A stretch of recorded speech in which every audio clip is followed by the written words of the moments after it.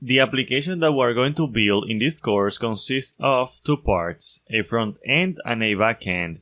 In our case, when we talk about the front end, we refer to the web application with which the user interacts directly. It is the page that contains buttons, forms, text, and others, which the user will use directly.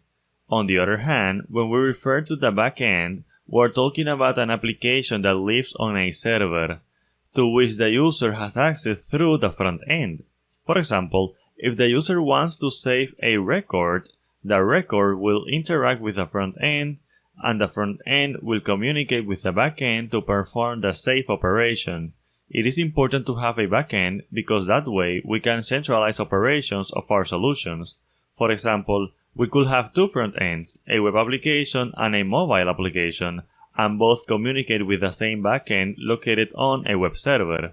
We usually have two options when we work with a front-end application with its ASP.NET Core backend. The first option is to have both projects separated, and the second option is to have both projects together. The advantage of having separate projects is being able to publish them independently. That is, have the front end in one place and the backend in another place. This is the most common way of working, and it is the one that we're going to use in this course. The second way, the one of having both projects together, forces us to have a front end and back end in the same project. It is not normal to do it in this way for several reasons. Two that I highlight.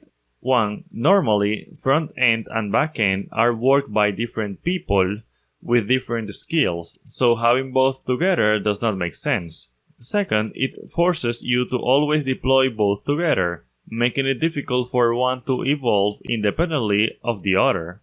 I am going to teach you how to create a project with front-end and back-end together, but it is not the way I will work throughout the course.